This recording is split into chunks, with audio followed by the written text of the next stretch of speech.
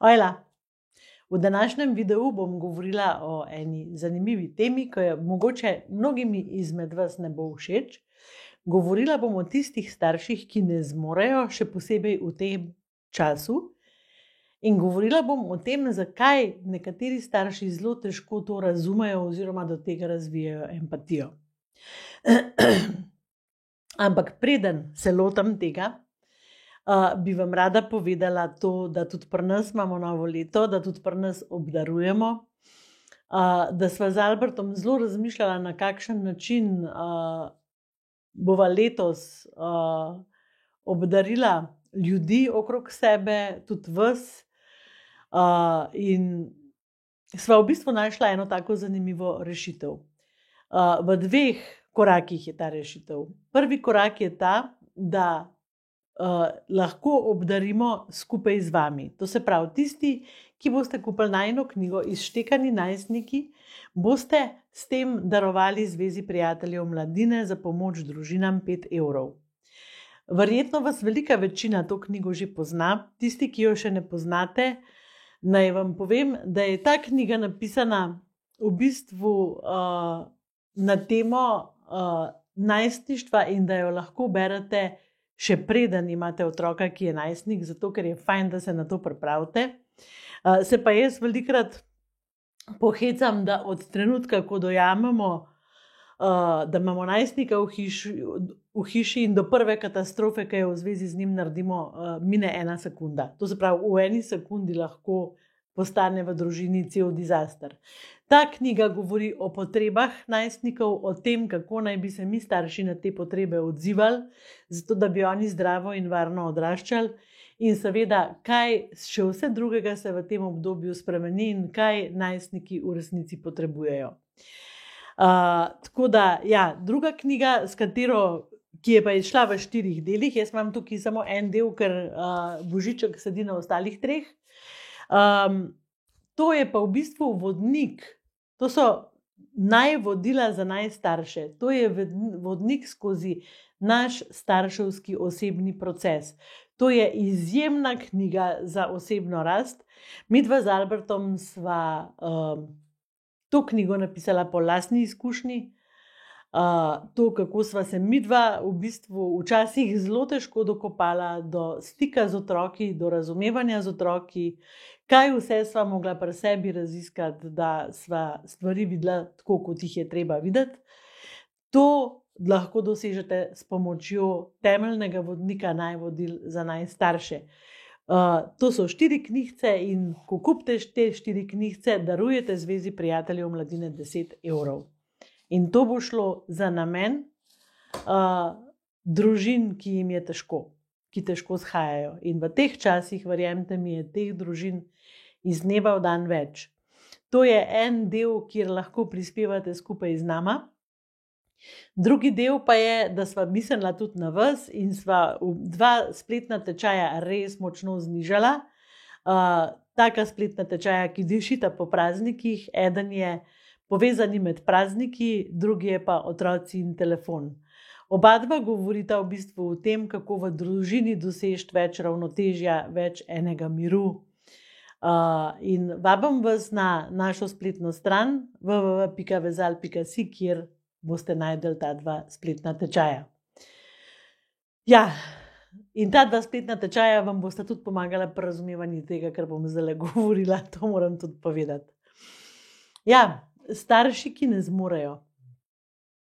Zelo so obsojeni ti starši, a ne? Veliko staršev, recimo mene so danes 3 mame poklicale oziroma kontaktirale preko maila s takimi stavki, da če bi to napisali na Facebook, bi jih verjetno linčali. Ena je rekla, da se boji, da bo svojim otrokom nekaj naredila, ena je rekla, da bi rada umrla, ena je rekla, da bi se rada zadrogirala in odklopila vse, da ne zmore več, da niti trenutka ne zmore več, da je konc z njeno potrpežljivostjo. Res je, vse te mame imajo šoloobvezne otroke plus najstnike. Ena mama ima najstnika, šoloobveznega otroka in enega na koncu vrtca. Skratka, res težko. Ena ima dojenčka in 2 šolarja. In vse to se jim meša, in zraven imajo še službo od doma, in ne zmorejo. In če te mame kaj, recimo, napišejo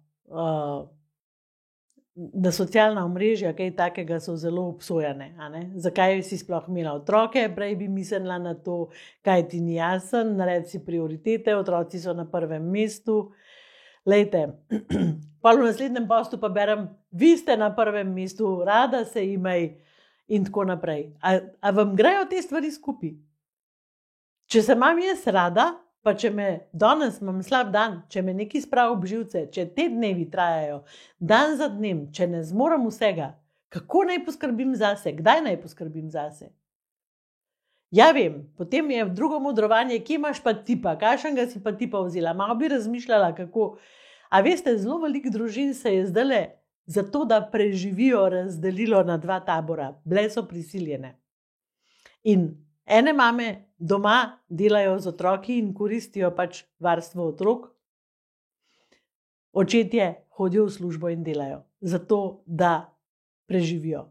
Ene mame so doma, nekdo je izgubil službo, tretji so na minimalni plači že skozi. A si predstavljate?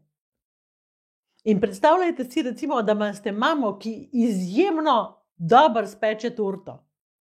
In izjemno dobro ima zraven lahko otroka in z njim sodeluje in ga uči. Ne more ga pa naučiti poštevanke, ne more ga naučiti geografije, ne more ga naučiti stvari, zaradi tega, ker ni učiteljica na tak način. Predstavljajte si mamo, ki je imela težave že sama v šoli. Teh mam ni malo. In predstavljajte si vse otroke s posebnimi potrebami, ki to niso. To pomeni, to so tisti otroci, ki jih nikoli starši niso nikamor odpeljali, ampak se sami doma z njimi matrajo. In zdaj si predstavljajte še vse otroke s posebnimi potrebami, ki to so in zdaj ne dobivajo ustrezne pomoči. In potem imamo mi to modrost tega sveta, da taki mami napišemo, zakaj si jih pa rodila, malo bi mislila na to. A slišite, ker zdaj jaz to rečem, koliko se to grozen sliši. In zdaj vam bom zaupala eno skrivnost. Zakaj mi tako težko gledamo te mame?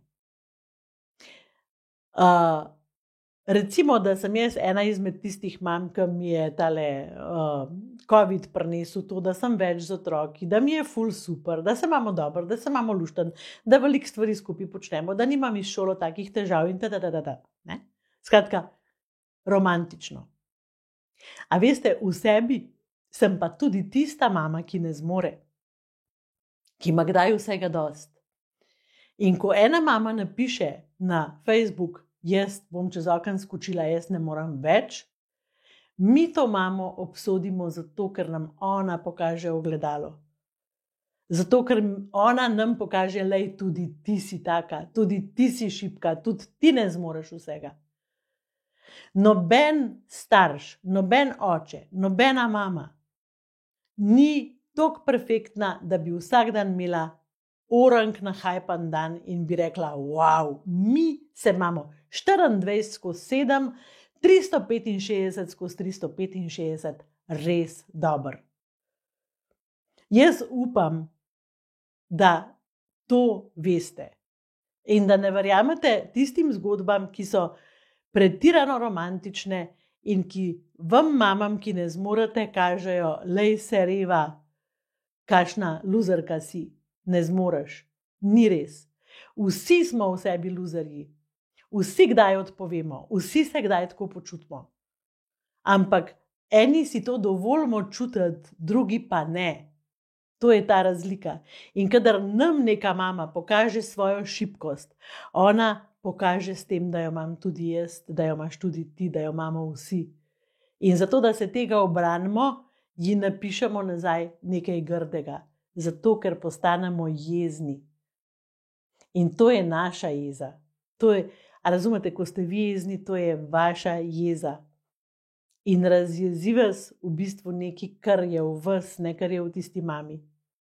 Ker tista mama je že iskreno rekla, jaz ne zmorem. In to vas razjezi, ker veste, koliko ima prav.